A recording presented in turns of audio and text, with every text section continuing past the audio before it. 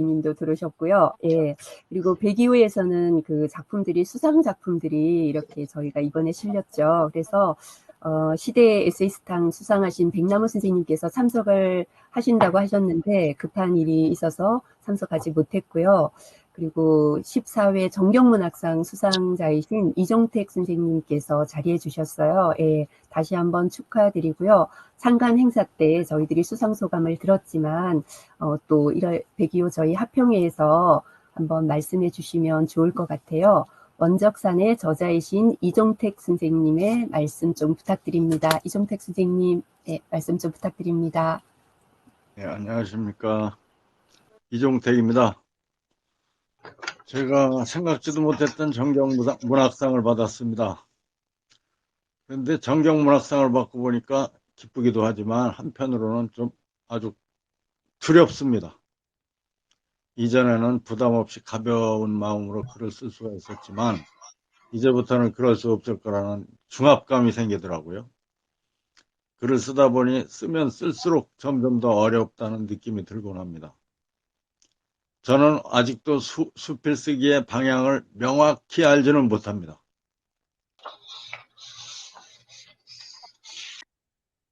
하지만 제 삶에 대해서 한 가지 결론을 내려둔 것이 있습니다. 체면에 휘둘리지 말자, 마음이 가는 대로 살자 하는 것이 제 생각이었습니다. 그래서 글도 그냥 그렇게 쓰기로 작정했습니다. 제 마음이 닿는 곳이면 독자의 마음도 언젠가는 닿게 될 것이라는 기대를 하면서 말이죠. 좀 건방지게 들리실지 모르겠지만 격식이나 어떤 틀에 속박당하지 않고 체면에 얽매이지 말고 그냥 자유롭게 글을 쓰고 싶습니다. 비록 자주 뵙지는 못하지만 여러분을 만난 것에 큰 행복을 느끼며 살고 있습니다. 앞으로도 이런 행복을 오래도록 느끼며 살고 싶습니다. 여러 선생님 모두 건강하시고 저와 함께 오래도록 행복한 삶을 누릴 수 있게 되기를 기원하겠습니다. 감사합니다. 네, 감사합니다. 네, 말씀 잘 들었습니다. 네, 예, 마음 가는 대로 살자. 네, 아유, 쿵 다가오네요. 네, 감사합니다. 네, 다음은 신인상 수상 소감입니다. 예, 102호에는 세 분이 등단하셨는데요. 먼저 봄 같은 나로 신인상을 수상한 김홍애 선생님 소감부터 듣겠습니다. 김홍애 선생님 부탁드립니다. 안녕하십니까. 네, 안녕하세요. 네, 네, 수상을 받을 거라고는 이제 꿈에도 생각지 못했는데요. 이렇게 상을 주셔서 정말 감사드리고, 앞으로 많이 배우면서 열심히 글을 써 내려가겠습니다. 감사합니다. 네, 감사합니다. 다시 한번 축하드립니다. 네, 감사합니다. 네. 다음은 두부 작품으로 등단하신 이순자 선생님 말씀 부탁드립니다. 예, 반갑습니다. 부족하지만 또 제 글을 뽑아주셔서 이렇게 귀한 자리에 초청해 주셔서 정말로 감사를 드립니다. 등단을 계기로 해서 더 관심 있게 책을 많이 읽고 깊은 생각을 하고 좋은 글을 쓰기 위해서 열심히 노력하겠습니다. 또한 또 수필을 지도해 주신 백남우 교수님께 감사를 드리고 함께 또 공부하는 문우들께도 정말 깊은 감사를 드립니다. 선배님들 뒤를 따라서 열심히 해보겠습니다. 감사합니다. 네, 감사합니다. 네. 네, 그러면 모차르트 피아노 협주곡 25번 작품으로 신인상을 수상하신 이호승 선생님의 말씀 듣겠습니다. 네, 이호승 선생님, 네, 네, 부탁드립니다. 안녕하세요. 반갑습니다. 이호승입니다. 네. 되게 못난 글이라고 생각해서 내놓기 쑥스러웠는데 환갑을 맞이하는 해라서 나이를 먹어감에 따라서 나이를 받아들이기 싫은 마음이 더 커지더라고요. 그래서 요 시점에서 저를 한번 안 해본 일, 못 해본 일, 이런 것들을 해보는 것도 괜찮겠다 싶어서 글도 써봤고 이렇게 한번 제출도 해봤습니다. 근데 예쁘게 봐주시고 좋게 봐주셔서 이런 좋은 기회를 마련한 게 같습니다. 감사합니다. 네, 감사합니다. 네, 선생님 덕분에 아마 선생님 글을 읽으시면서 아마 다들 모차르트 피아노 협주곡 25번을 다 들으셨을 것 같아요. 네, 저도 뭔가 하고 들었거든요. 예, 또 이렇게 하나씩 알아갈 수 있도록, 예, 좋은 걸 또 다음 대에도 많이 부탁드립니다. 네, 그러면 이번엔 문제 작가 특집 대담이 있겠습니다. 권한민 선생님과 아버지들의 잃어버린 시간 작가론을 쓰신 김종환 선생님과의 대담이 있겠습니다. 예, 두 분 선생님 부탁드립니다. 근데 권은민 선생님 화면이 안 보이네요. 예, 권은민 선생님 죄송하지만 화면을 좀 켜주셨으면 좋겠습니다.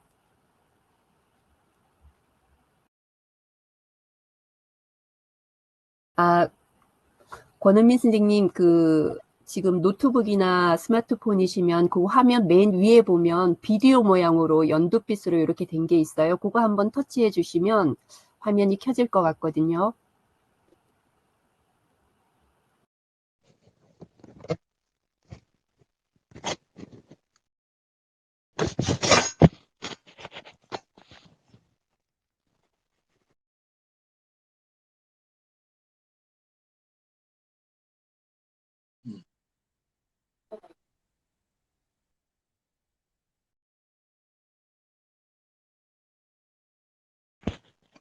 안 된다. 권은민 선생님, 죄송한데 목소리라도 잠깐 들려주실 수 있으실까요? 소리는 되는지 확인을 좀 했으면, 지금 음속을, 예. 권은민 선생님, 혹시 지금 음소거가 되어 있거든요. 그걸 다시 한 번 더 눌러주시고요. 예, 그 옆에 있는 걸 한번 눌러보시면 좋을 것 같아요. 근데 제 생각에는 아마 선생님께서 지금 노트북이나 이렇게 컴퓨터 같은데요. 그 노트북이면 아마 노트북 자체에 지금 그 화면이 꺼져 있는 게 아닌가라는 생각이 들거든요. 권은민 선생님 죄송한데 말씀 좀 해보시겠어요? 나갔다가 다시 들어오셔야 될 것 같아요. 들어오면서 그 이게 오디오하고 나을까요? 비교를 해야 되니까 나갔다 들어오시는 게 낫겠어요. 지금 아무것도 네네네. 안 되고 있는 상황이니까 나갔다 들어오면 네. 들어올 때 하세요. 지금, 때문에 네, 이제. 잠깐 나가셨네요. 네, 그러면 지금 지정숙 선생님이 들어오셨는데요. 잠깐 권은미 선생님 들어오실 때 지정숙 선생님, 지정숙 선생님 안녕하세요.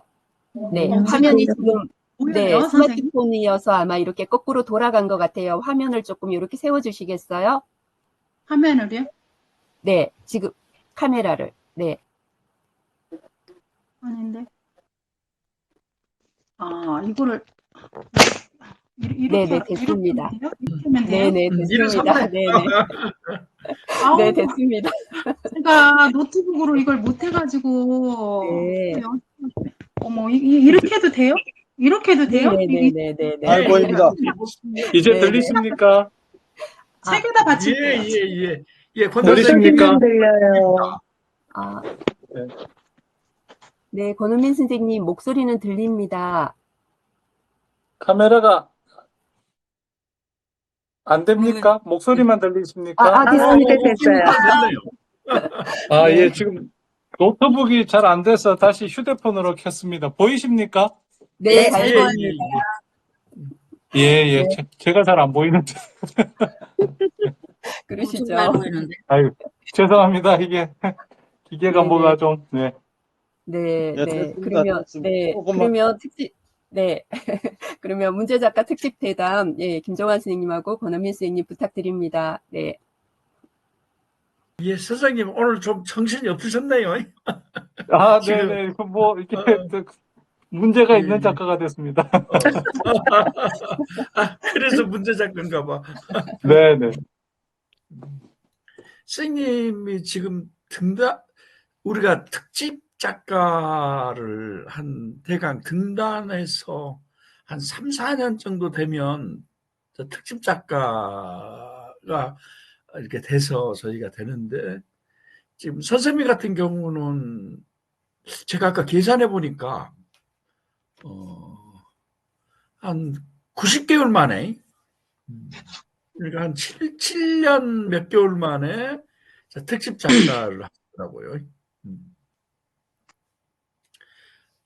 근데 이제 저 이게 늦어진 가장 큰 이유는 선생님이 계속해서 연재 작가를 하셨기 때문에 이 연재 작가를 한 분에게 또 특집까지 또 함께 주기에는 다른 사람들이 왜 이분만을 이래 할 것 같아서 저희가 특집이 이렇게 미뤄지다가 드디어 우리가 특집을 하게 됐어요. 이게 그리고 사실 제가 그 평에도 썼지만은 그 선생님 처음 나왔던 4만 원짜리 수필이 수업에 나왔을 때 정말 제가 그걸 우리가 함께 읽으면서 엄청 감격했던 거죠. 예? 선생님, 우리 드디어 그 홍길동식으로 말하면 이제는 하산하여라. 예? 라고 했던 그 상황이. 그래서 엄청 흥분했고, 선생님, 이제 특집합시다. 라고 해서 우리가 특집을 했는데, 저희가 우리 선생님이 하는 지금 통일단상이 저희 잡지에서는 아주 중요한 기둥이죠.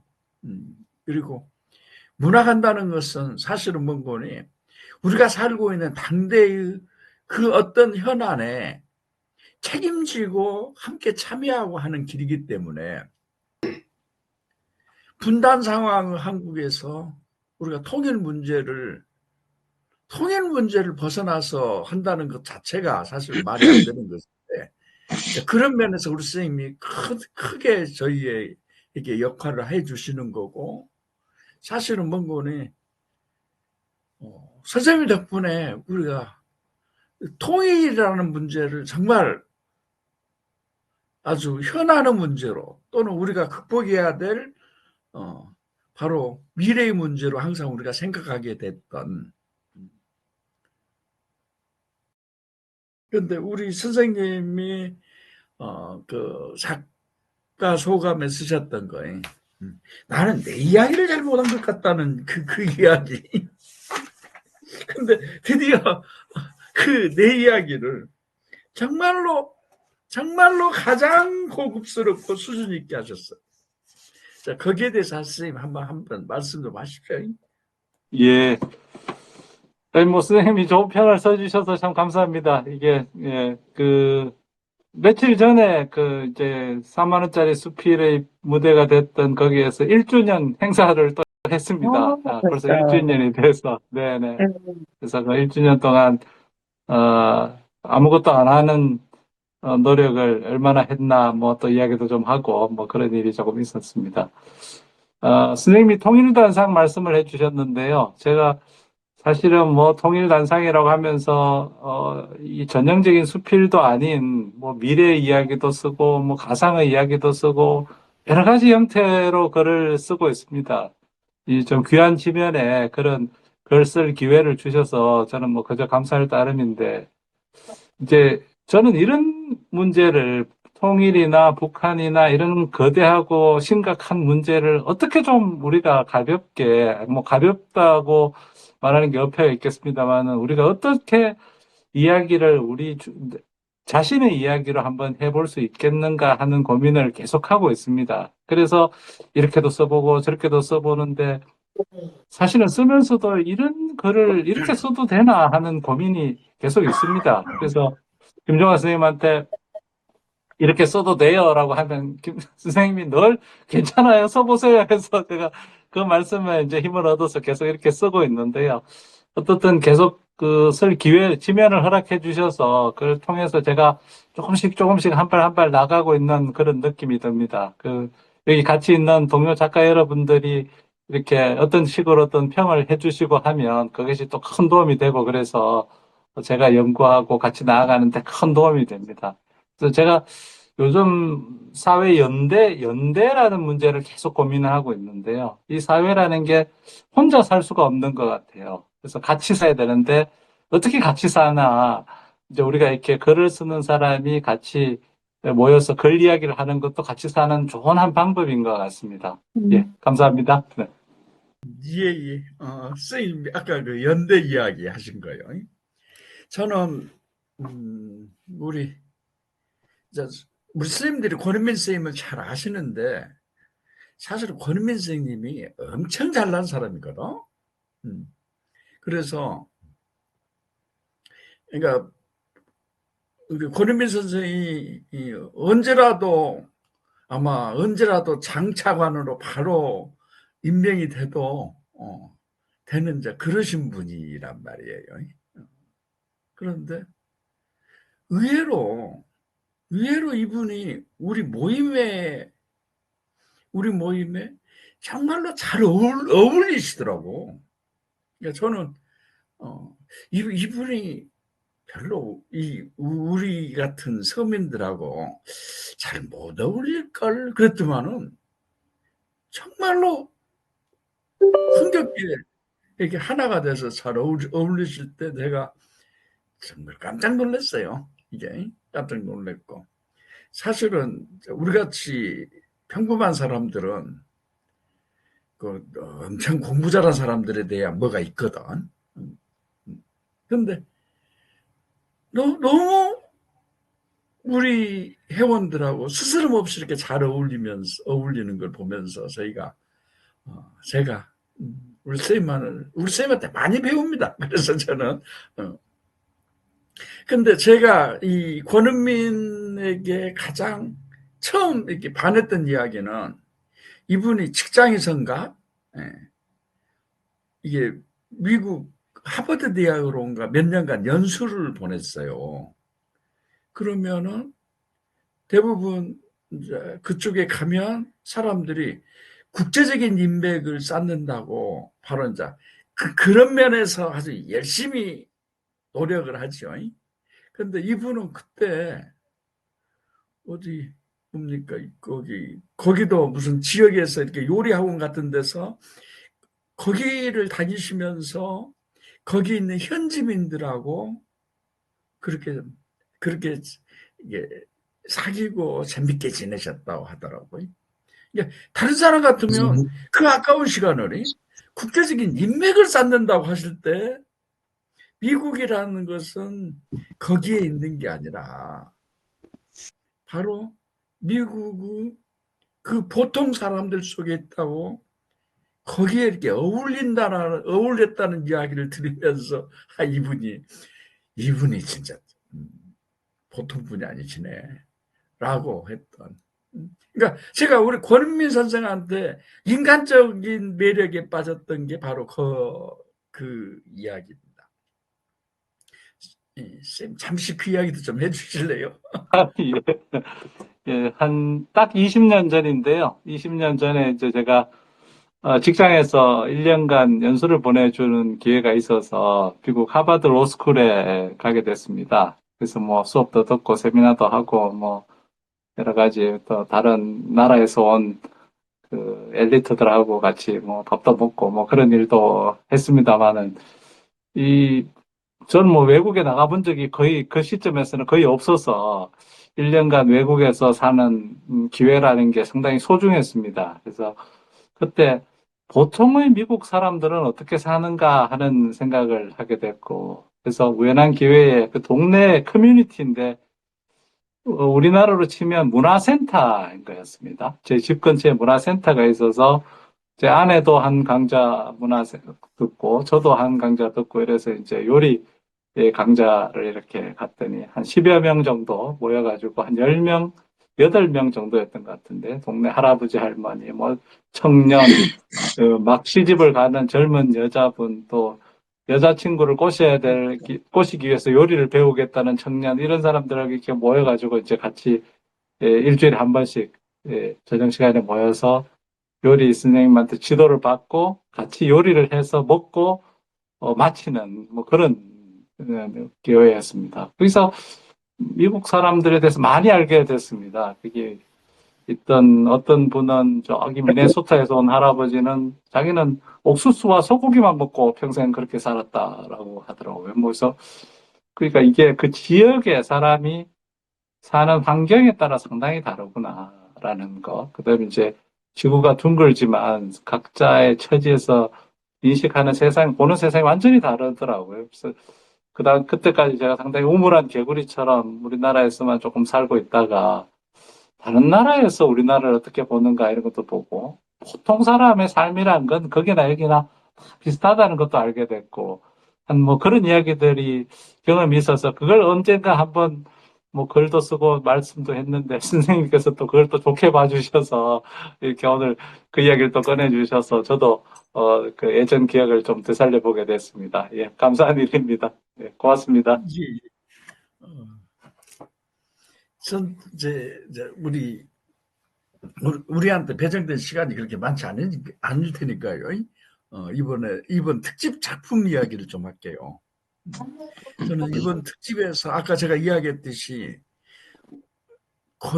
제가 거기에도 썼을 텐데 제가 평에도 우리 권 선생님이 처음 저희들한테 왔을 때 우리 권 선생님이 정말로 그러니까 어디 뭐 회의 참석하고 오시면 거기에 대해서 일종 보고문 같은 걸 이렇게 쓰셔요. 보고문. 근데 이제 그 보고문은 충실한데 보고문으로서는 진짜 충실한데 누가 이걸 무슨 재미로 요 글을 읽어 하는 요 문제.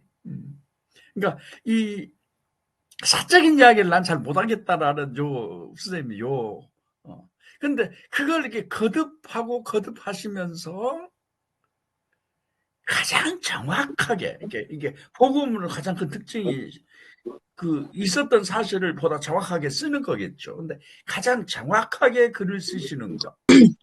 가장 재미없는 이야기를 그래도 읽어볼 만하게 쓰는 재주를 터득하셨어요. 그러니까 사실은 그게 글을 가장 잘 쓰는 거예요. 그러니까 그 사람이 글을 얼마나 잘 쓰는가를 보는 것에서는 가장 쓰기 재미없게 쓰는 보고문 같은 것을 어떻게 쓰는가를 보면 됩니다.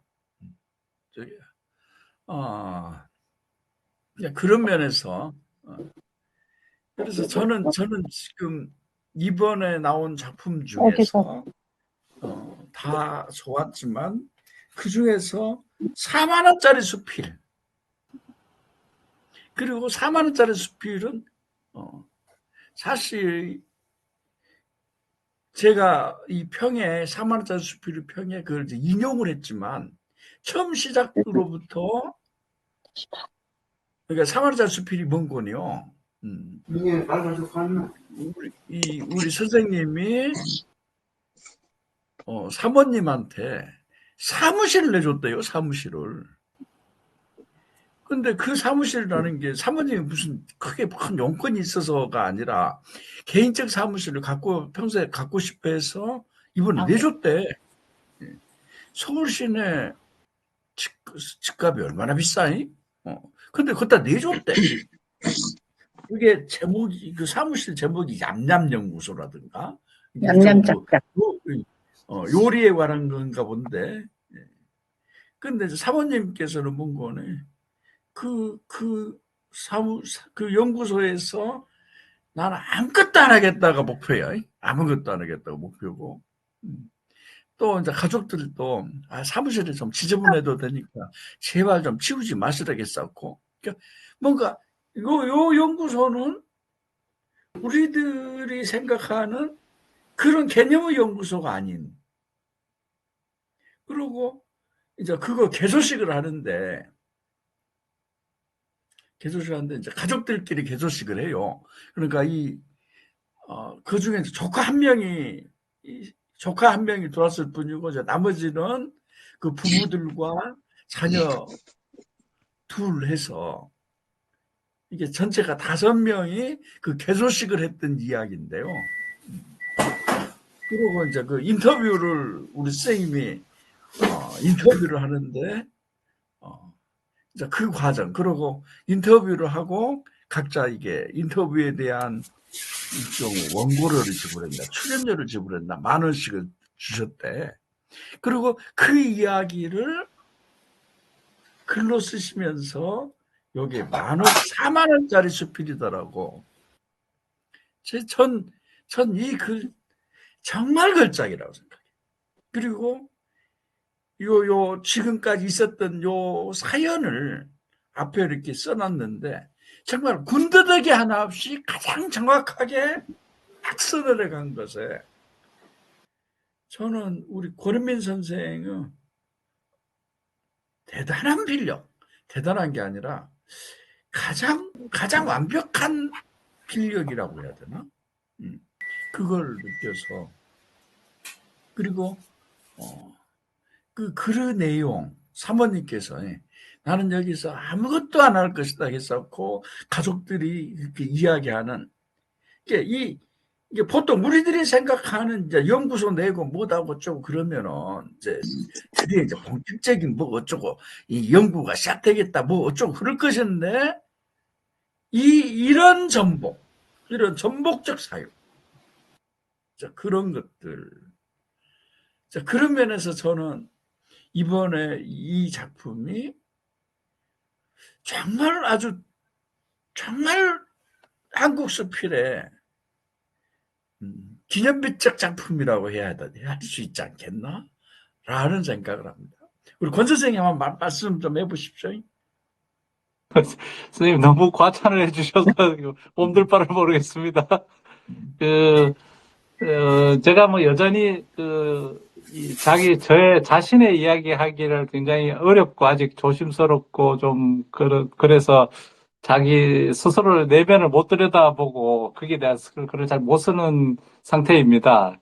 다른 동료 작가님들 보면 자기의 이야기, 가족 이야기를 참 잘 풀어내시는데 저는 이제 그런 이야기를 이제 막 초입에 들어서는 상황이고요. 이번 이야기는 이제 가족 이야기를 담담하게 한번 이렇게 써봤는데 선생님께서 이렇게 또 좋게 평해 주시고 하니까 계속 이런 기회를 계기로 이번 특집 작가 계기로 제 자신, 제 가족, 제가 생각했던 거 그리고 뭐가 두려워서 내가 아직도 말을 못하나 하는 그런 생각을 이제 요즘 계속 하고 있습니다. 그래서 그런 이야기들을 앞으로 계속 좀 써볼까 합니다. 근데 이게 굉장히 어려운 일인 것 같아요. 전에 같이 선생님하고 지도받으면서 글 쓸 때도 보면 참 자기 이야기가 이게 자기가 그렇게 어떻게 생각하는 게 사실 진실도 아니더라고요. 제가 생각해 보니까.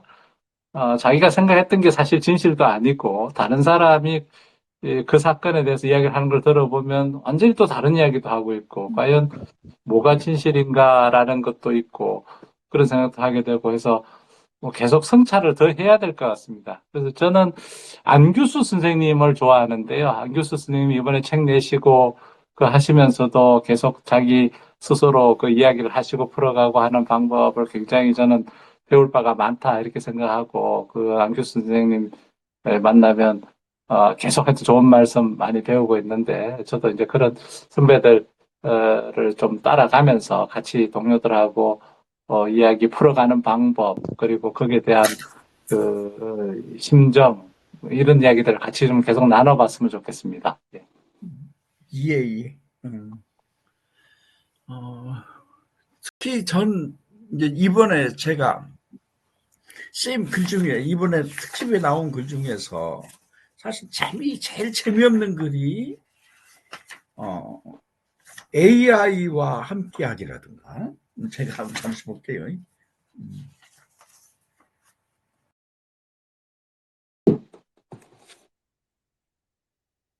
인공지능과 같이 살기. 근데 진짜 사실은 이제 이 글이 내용상